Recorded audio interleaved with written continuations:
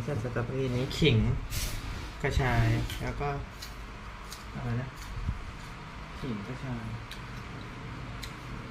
ขิงกระชายกระเทียมขิงกระชายกระเทียมไม่เหลือปลาอยู่นี่ว่าเมื่อวานเธอไม่ได้กินปลาเหรอเราจะกินตอนนี้กลางวันนี้อ๋อวันนี้เมื่อวานผัดไทยเหลือนะก็กระเทียมมีอยู่นอกปะ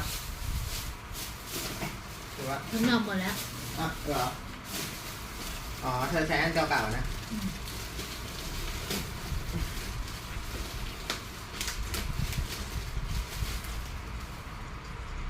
ใส่3 อัน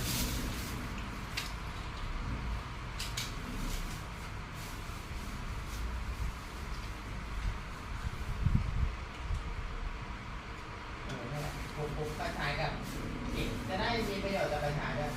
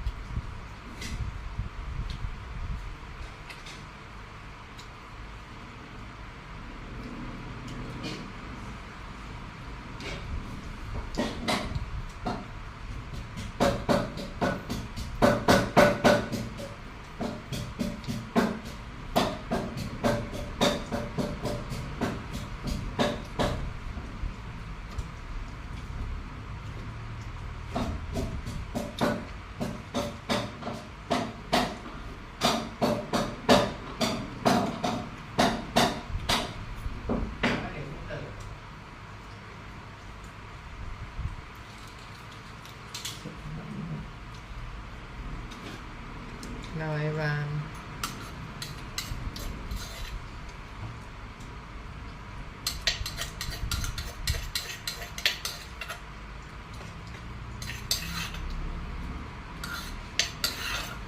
คุกกิ้ง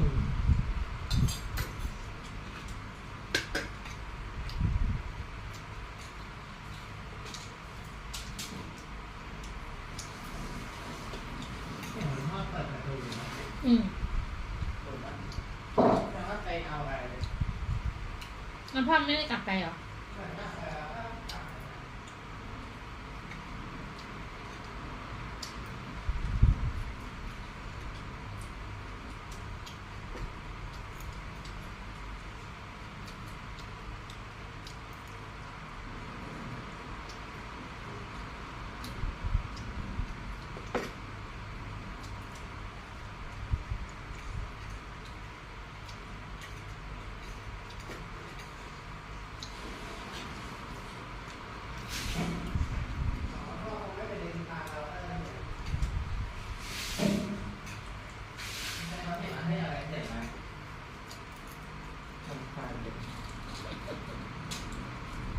แต่เผ็ดแล้วนะเนี่ยเจ๊ดูไม่ได้ใครมาดึงเขาเอง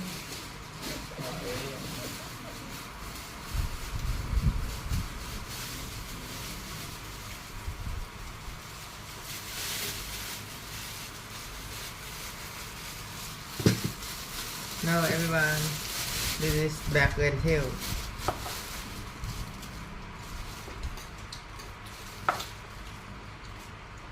นี่ไงก็พูดที่เราใส่ผัดไทยสีเหลือง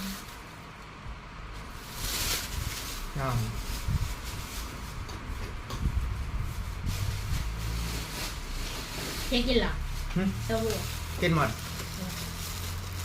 ไม่กินมันแน่หรอก What's up What's up man มันจืดฮะจืดเหรอใช่เชียวส่งน้องอะไรเขาคุณบอกนุ่นดิบๆก็มีเนาะ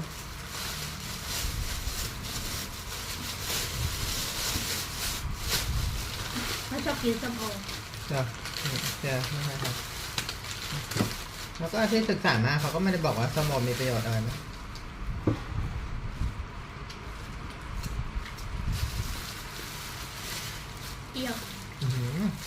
สั่งมากครับ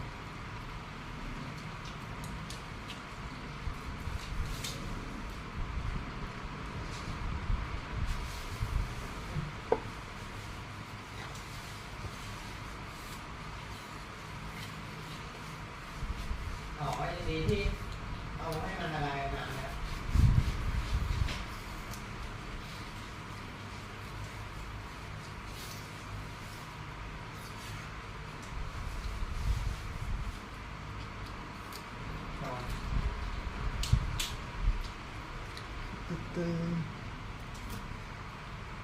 คนเข้ามาดูก็เมื่อกี้12 คนมาดูว่าเราทำอะไรดูเสร็จเขาก็ไป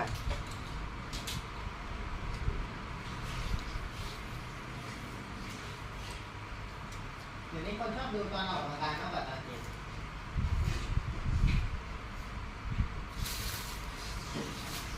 แต่ออกเพราะว่าเจกินเมนูทำออกกำลังกายวันนี้เกือบ3,000เมื่อวาน3 ด้วย 3วันนี้2 ด้วย 8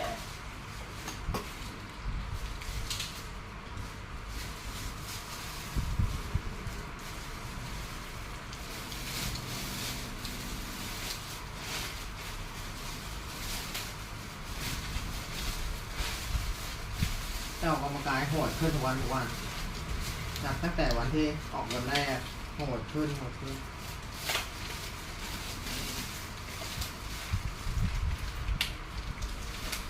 วามเข้มข้น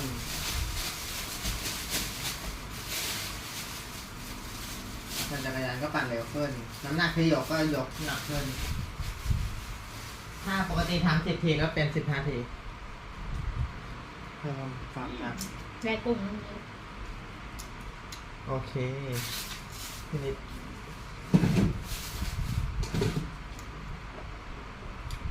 เฮ้ยเหลืออย่างนี้ด้วย อะไร อันนี้อะโวคาโด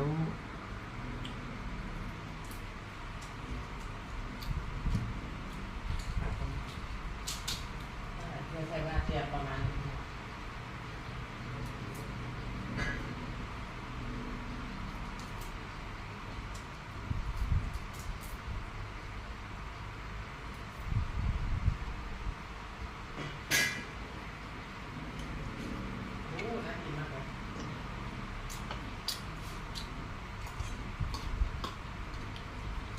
นี่แกะให้เคยนี้ค่ะแกะให้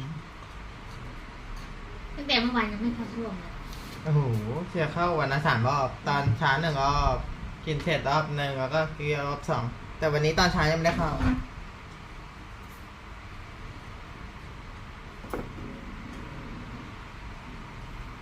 โอเค let's go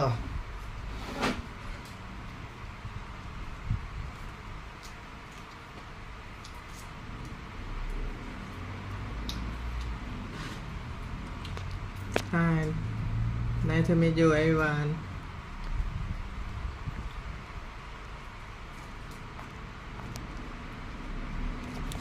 this is my second meal เฮ้ยใครโทรมา8 อาทิตย์ที่แล้วเนี่ยเอาอีกแล้วอ๋อคนส่งของมั้งน่าคนคีม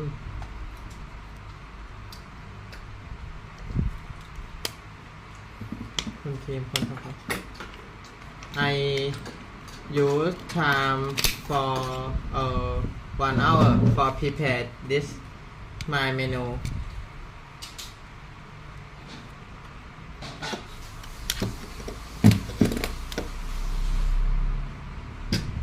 everyone you see me every day in every day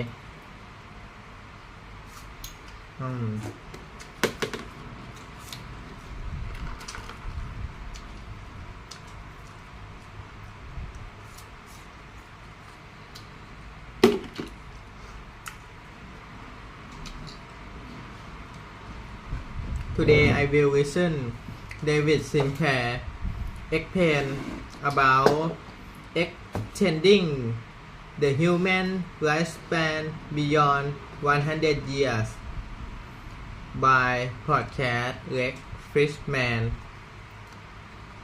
โอเค อันนี้มันกินได้จริงเหรอ อืม The following is a conversation with David Sinclair. He's a professor in the Department of Genetics at Harvard and co-director of the Paul F. Glenn Center for the Biology of Aging at Harvard Medical School. He's the author of the book Lifespan คนนี้ and ที่สัมภาษ co-founder ณ์ย้อน of หลัง several biotech companies. He works on turning age into an engineering problem and solving it, driven by a vision of a world where billions of people can live much longer and much healthier lives. Quick mention of our sponsors: Onnit, Clear, National Instruments, and Simply Safe, and Linode. Check them out in the description to support this podcast. As a side note, let me say that longevity research challenges us to think how science and engineering will change society. Imagine if we can live 100,000 years, even under controlled conditions, like in a spaceship, say, then suddenly a trip to Alpha Centauri that is 4.37 light years away takes a single human lifespan. And on the psychological, maybe even philosophical level, as the horizons of death drifts farther into the distance, how will our search for meaning change? Does meaning require death, or does it merely require struggle? Reprogramming our biology will require us to delve deeper into understanding the human mind and the robot mind. Both of these efforts are as exciting of a journey as I can imagine. This is the Lex Friedman Podcast, and here is my conversation with David Sinclair. I usually feel like the same person when I was 12. Like right now, as I think about myself, I feel like exactly the same person that I was when I was 12, and yet I am getting older, both body and mind, and still feel like time hasn't passed at all. Do you feel this tension in yourself that you're the same person and yet you're aging? Yeah, I have this tension that I'm still a kid, but that helps in my career. Scientists need to have a wonder about the world, and you don't want to grow up.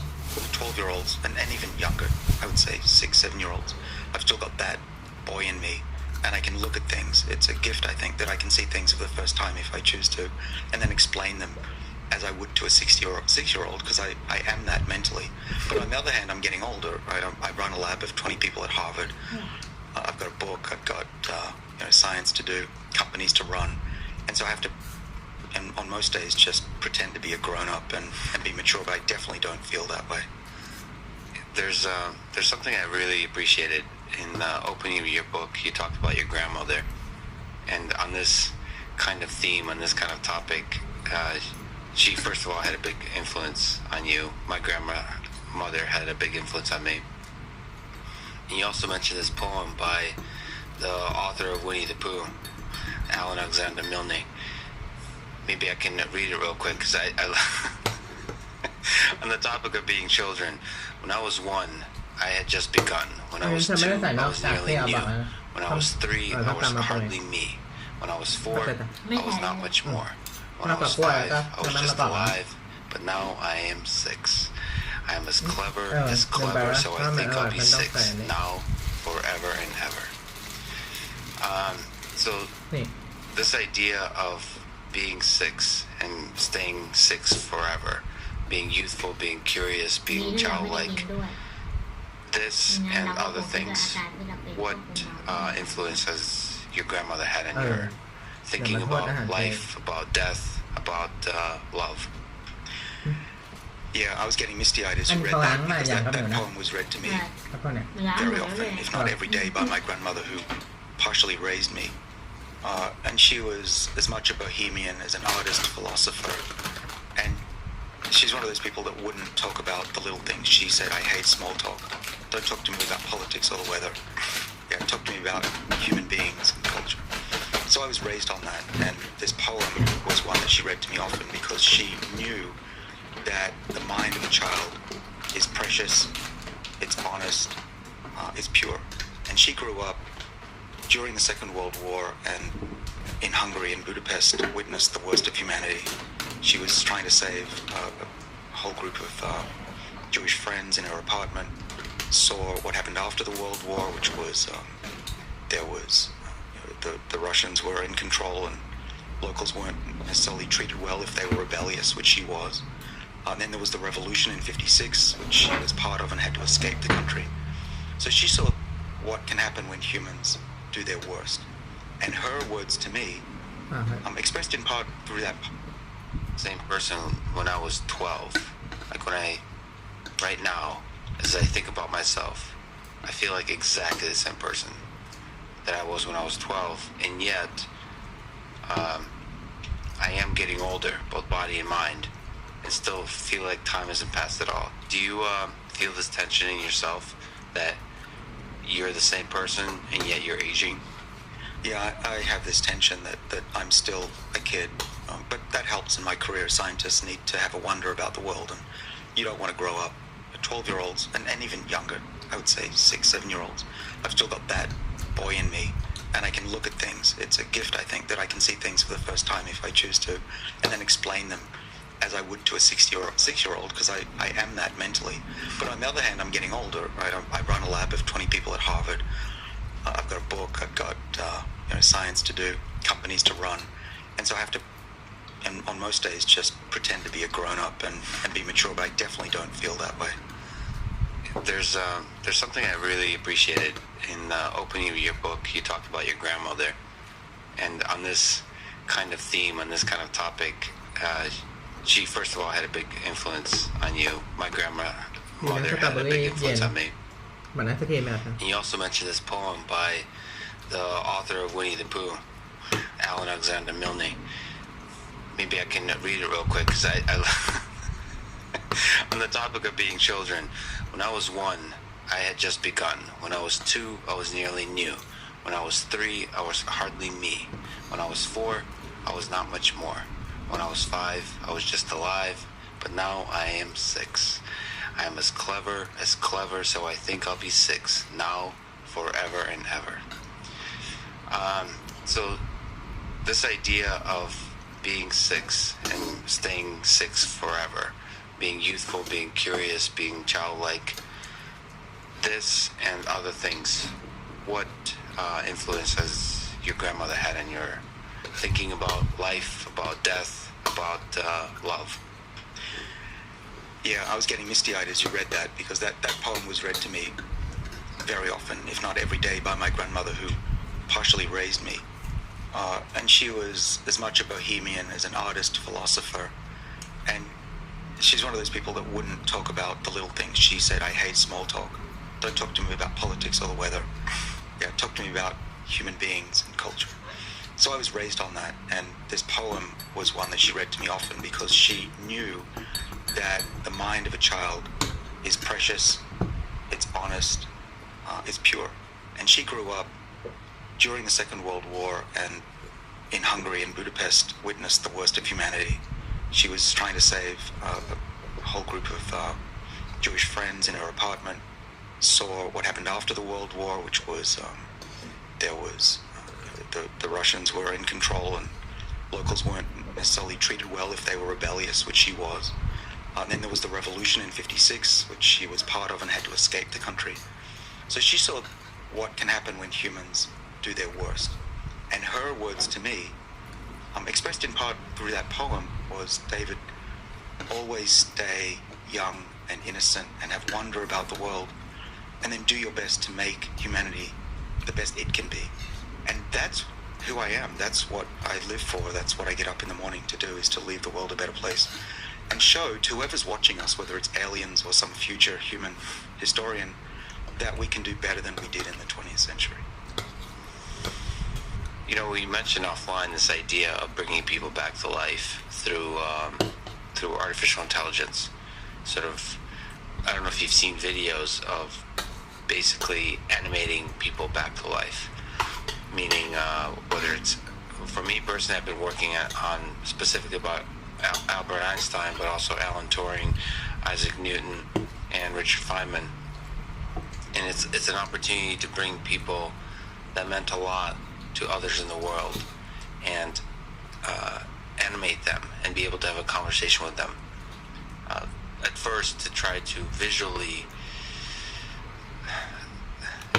explore the full richness of character that they had as they struggle with the ideas of the modern age. Sort of, it's less about bringing back their mind and more bringing back the visual quirks that made them who they are. And then maybe in the future, it's using the textual, the visual, the video, the audio data to actually compress down the person for who they are and be able to generate text. There's a few companies, there's Replica, which is a chat engine that was born out of the idea of bringing the founder lost her friend he got ran over by a car, and the initial reason she founded the company was try to just have a conversation with her friend. She trained a machine learning natural language system on the text that they exchanged with each other, and she had a conversation with him sort of after he was gone, and it's very the conversation was very trivial. It was obvious that it's AI agent, but it gave her solace. It made her actually feel really good, and that's the way I wonder if it's possible. คนเถื่อนมีของแล้วนะส่งให้เอาของอันใหญ่เดี๋ยวเขาก็วางไว้ฮะ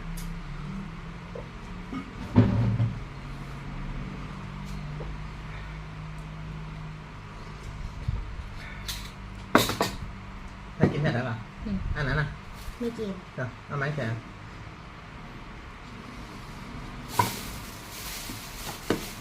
อันนี้อ่ะ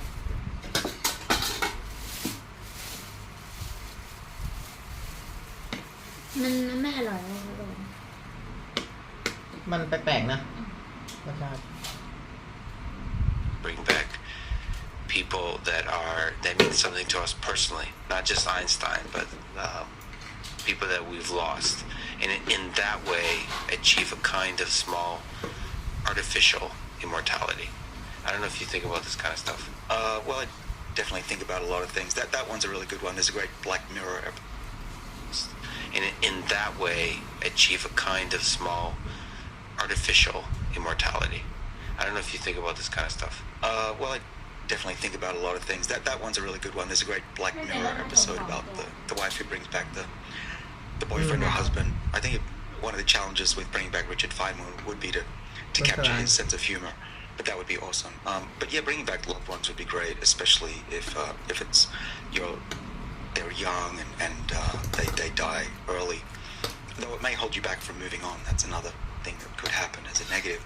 But I think that's great, and I also think that it's got to be possible, especially when we're recording, some of us, every aspect of our lives, whether it's our face or things we see. Right? Eventually, one day, everything we see can be recorded, and then you can build somebody's experience and thoughts, speech, and you will have replicas of everybody, at least digitally, and physically you can do that too one day. But that's a good idea, especially because there are people that I'd like to meet, and I think it's easier than building a time machine. One person I'd love to meet is Benjamin Franklin. Really? Well, I wouldn't go back in time. I would, but I'd prefer to bring him into the future and say, can you believe we have this thinking machine in our pockets now? And he'd just see the look on his face as to where humanity has come, because I think of him as a modern guy that just was before his time. Yeah, so you're thinking Benjamin Franklin, the scientist, not Benjamin Franklin, the political thing, because he'd be very upset with Congress right now. Right. So maybe talk to him about science and technology, not politics, or maybe just don't get him on Twitter because he'll be very upset with human civilization. You know, I wonder what their personalities are like. Isaac Newton, it does seem complicated to figure out what their personality is like. Even Friedrich Nietzsche, who I also thought about. Feynman is, we just have enough video where we get the full kind of, I mean, it shows you how important it is to get not the official kind of book level presentation of a human, but the authentic, the full spectrum of humanity. You mentioned collecting data about a person, like collecting the whole thing, the whole of life, the ups and downs, the embarrassing stuff, the beautiful stuff, not just the things that's condensed into a book. And then with Feynman, you start to see that a little bit through conversations. You start to see peaks of like that genius, and then through stories about him from others. And then certainly you, the sad thing about Alan Turing, for example, is there's very little, if any, recording of him. In fact, I haven't been able to find recording. Allegedly, there's supposed to be a recording of him doing some kind of radio broadcast, but I haven't been able to find anything. And so that's truly sad. That it feels like, it makes you realize how the upside, how nice it is to collect data about a person, to capture that person. That's the upside of the modern internet age, the digital age, that information, creates a kind of immortality. And then you can choose to highlight the best parts of the person, maybe throw away the ugly parts, and celebrate them even after they're gone. So that's a really interesting opportunity. You also mentioned to me offline that you're really excited about all the different wearables and all the different ways we can collect information about our bodies, about the whole thing. What's most exciting to you in terms of collecting the biological data about a human being? Well, so I'm a biologist. I find animals and humans as machines very interesting. It's one of the reasons I didn't become an engineer or a surgeon. I wanted to understand how we actually are built. And so I think a lot about machines merging with humans. And the first of that are the bio-wearables. And so I talked a lot about this. I wrote about it in Lifespan, the book, and pictured a future where you would be monitored constantly so that you wouldn't suddenly have a heart attack. You'd know that was coming, or you wouldn't go to the doctor and they don't know if you need an antibiotic or not. Long term, how old are you, how to fix things, what should you eat, what should you take, what should your doctor do. These devices, I predicted, would be smarter, better educated than your physician, and would augment them, and then there'd be a human that would just tick off to see if it's correct and they approve. I also was predicting in the book that we would have video conferences with our doctors, and that medicines would be delivered initially by courier but eventually by drones and get it to you sometimes in an emergency, and that we could even have pills that were synthesized or delivered in your kitchen and combined, certainly. What's amazing about that is that, what are we now, 2 years since the book came out, even less, and that future is basically here already. COVID-19 accelerated that incredibly. So where we're at now in society is, if you want to pay for it, you can have a blood test that will detect cancer 10, 20 years earlier than it would before it forms a tumor. You can, of course, do your genome very cheaply for less than $100 now. There are bio-wearables already. I wear this ring from Aura that I have a number of years of data. I've been doing blood tests for the last 12 years with a company called Inside Tracker, which I consult for. And so I have all of that data as well, and there's 34 different parameters on my testosterone, my blood glucose, my inflammation. And I use all that data to, of course, I wear a watch that measures things as well. I use that data to keep my body in optimal shape. So I'm now 51, and according to those parameters, I'm at least as good as someone in their early 40s. And if I really work at it, I can get my biochemistry down to early to mid 30s. Though I like to, now eat a little dessert once in a while. So that's the future we're in right now. Anyone can do what I just said. But in the very near future, just in the next few years, you can be wearing wearables. So I'm currently wearing a little, what's called a bio sticker. This one I just put on last night. It's about an inch long, a few millimeters. For people just listening, it's on David's chest. Yeah. It's just how does it attach? It's just kind of... It sticks on. Yeah, so on one side you have an on button that you press, the lights come on, flashes 4 times, it's good to go. It immediately syncs to your phone. And this one, it's called a bio button, nice name. And there's another one that I have that I haven't tried yet that does EKG on your heart. This is mainly for doctors to monitor patients that go home after a heart attack or surgery. But that's medical grade, FDA approved device. So there will be a day, in fact it's already here, that doctors are using these to get patients to go home and save a week in hospital, $2,000 at least for each patient. That's massive savings for the hospital. But ultimately what I'm excited about is a future that isn't that far off, where everybody, certainly in developed countries, eventually these will cost a few cents and rechargeable. The only cost will be the software subscription that can be monitored constantly.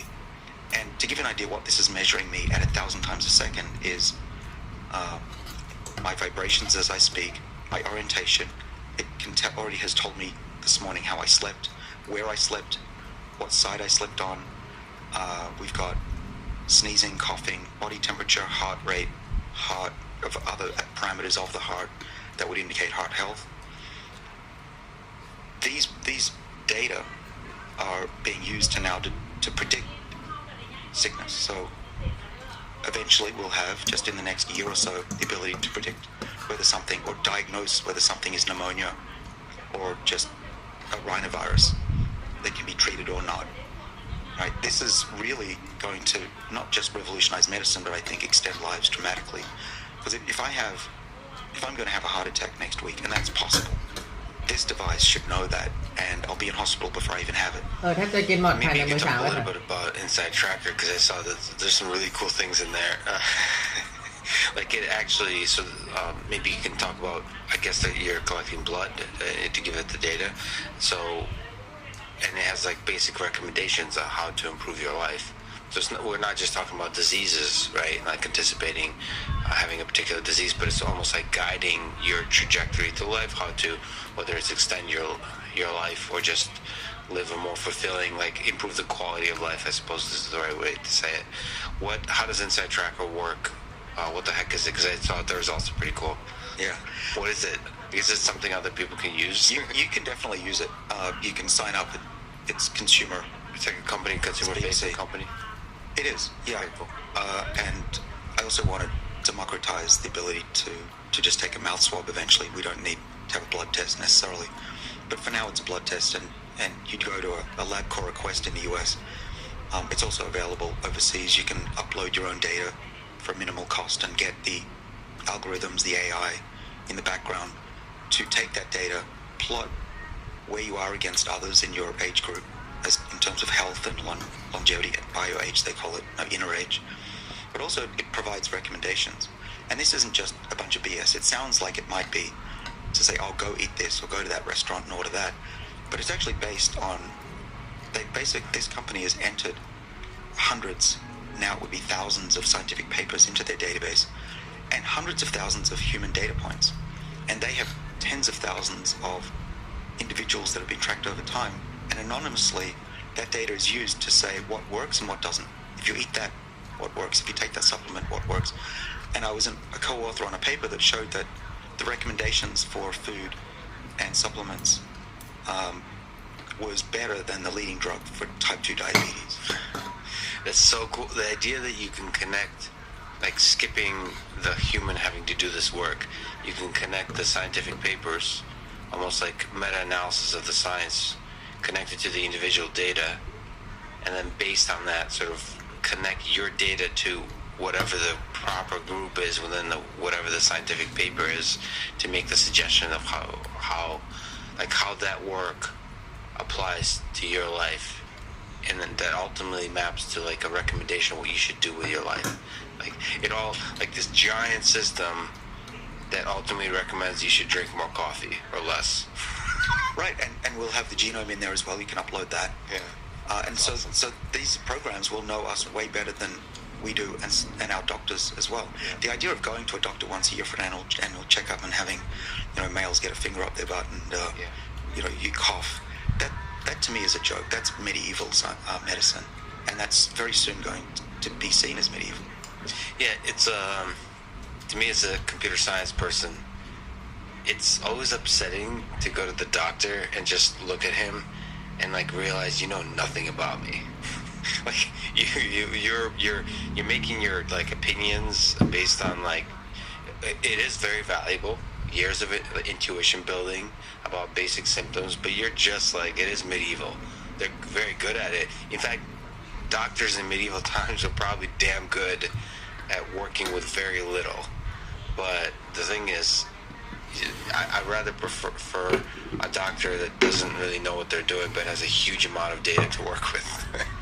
Well, you're right, and many of my good friends are doctors. I work at Harvard, so I'm not against the profession at all. Yeah. But I think that they need just as much help as anyone else does. We wouldn't drive a car without a dashboard. We wouldn't think of it. So why would doctors do the same? if we could we step back to the big, profound, philosophical, both tragic and beautiful question about age? How and why do we age? Is it, from an engineering perspective, you said you like the biological machine. Is that a feature or a bug of the biological machine? It is both a bug and a feature. Evolutionary speaking, we only live as long as we need to replace ourselves efficiently. If you're a mouse, you're only going to live 2.5 years, 3 years. You're probably going to die of starvation, predation, freezing in the winter. So they divert most of their resources to reproducing rapidly, but they don't put a lot of energy into preserving their soma, which is their body. Conversely, a baleen type of whale, a bowhead whale in particular, will live hundreds of years because they're at the top of the food chain and they can live as long as they want. So they breed slowly and build a body that lasts. We're somewhere in between because we've really only just come out of the savannas where we could be picked off by the cat.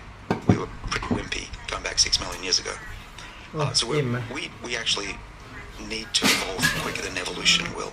And that's why we can use our oversized brains and intuition to give us what evolution not only didn't give us, but took away from us. We're pathetic. Look at our bodies.